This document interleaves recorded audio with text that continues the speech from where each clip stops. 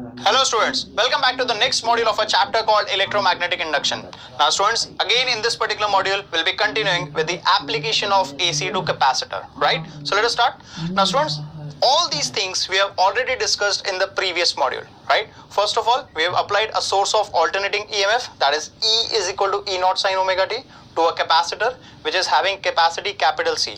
Then because of that, value of charge on the capacitor, or rather on the plates of capacitor, was changing, and thus we got the equation of charge, and on differentiating the charge we got the equation of current, and finally we landed up to equation I is equal to I naught sine omega t plus pi by 2, and we named it as equation number 4.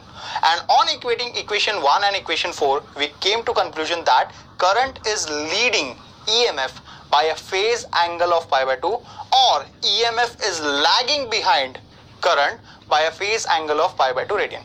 And from equation 1 and 4, you can see both are sinusoidal and both are of same frequency, right? Now let us move further. Now let us draw the phasor diagram in this particular situation. So first of all, we'll consider a reference, right? In this case, we'll consider current as our reference, right? Now over here, EMF is lagging, right? And as EMF is lagging, we'll move in clockwise direction, right? By how much angle it is lagging? It is lagging by an angle of pi by 2. So therefore, we'll rotate ourselves by an angle of pi by 2 in the clockwise direction. Why clockwise direction? Because EMF is lagging. So we'll rotate ourselves by a phase angle of pi by 2, and then we'll draw vector E, which is nothing but EMF in case of capacitor, right? So this particular diagram gives you the pictorial representation of the phase difference between the current and EMF, right? Now let us move further and let us plot these particular terms, or rather these equations, graphically, right? Now over here on y-axis we'll have the values of EMF and current, and on x-axis we are having time and phase angle.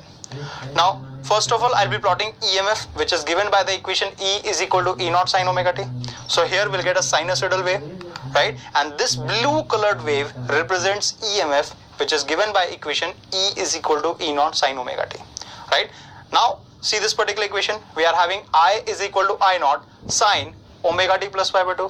Now this sine omega t plus pi by 2 can be written as cos omega t, and therefore I can write I will be equal to I naught cos omega t, and here for current we'll get a cosine wave, right? And this particular red colored line is representing current, which is given by the equation I is equal to I naught cos omega t, right? Now this particular EMF is having positive peak value as plus E naught and negative peak value as minus E naught. And similarly, current is having positive peak value as plus I naught and negative peak value as minus I naught. And this is nothing but the graphical representation of EMF and current in case of capacitor, right? Now let us move further. Now students, in the previous module, we already came across the equation of peak value of current. And the peak value of current is given by I naught equal to E naught into omega c. Now I'll rearrange. So after rearranging, I can write it as 1 upon omega c, it is equal to E naught upon I naught. Now on right hand side, we'll divide both terms, that is numerator and denominator, by root 2. So what we'll get? We'll get E naught upon root 2 upon I naught upon root 2, right? Now what is E naught upon root 2? It is E RMS. And what is I naught upon root 2? It is I RMS. So 1 upon omega c will be equal to E RMS upon I RMS, right? Now let us take it ahead. Now I can say 1 upon omega c, it is equal to E RMS upon I RMS, and this relation is exactly similar to the relation R, it is equal to V upon I, where R is resistance, V is potential difference, and I is current. Now see carefully, both the equations are similar. So I can say R is analogous to 1 upon omega c, or 1 upon omega c is analogous to R. So that role which is played by resistance in DC circuit, the similar role is played by 1 upon omega c in AC circuit, right? So thus we can conclude that 1 upon omega c provides the resultant opposition, or it is nothing but the resultant opposition which is provided by the capacitor, or we can say it is nothing but the effective opposition which is provided by the capacitor to the flow of alternating current. And this effective opposition is basically regarded as capacitive reactance, and it is represented by symbol X suffix C, right? So what is X suffix C? It is nothing but capacitive reactance. Now let us move further. right? Thus I can say X suffix C, which is capacitive reactance, it is equal to 1 upon omega C, and it is also equal to 1 upon 2 pi Fc. We have replaced omega by 2 pi F. That's how we got that equation. And over here, omega is referred as angular frequency, and unit for capacitive reactance is ohm. Right? Now let us move further.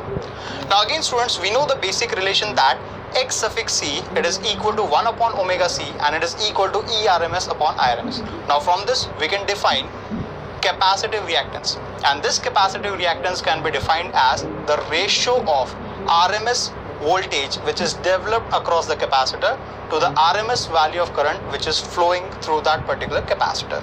Right? Now let us move further.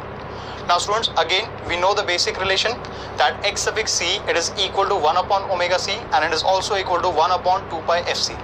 Now students, from this particular equation we can say that X suffix C, that is capacitive reactance, it is inversely proportional to the frequency of an alternating source, and therefore I can write it mathematically as X suffix C, it is directly proportional to 1 by F.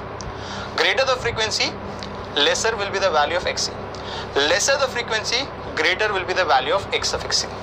Right? Now see equation carefully. What is the relation between Xc and capital C? Again, they are inversely proportional. So I can say capacitive reactance is also inversely proportional to the value of capacity of the capacitor, and I can write it as Xc directly proportional to 1 by C. Right? So students, in this particular module, we have covered various concepts which are associated with application of AC to a capacitor. Right? So that's it for this particular module. I'll see you in the next module. Till then, keep learning.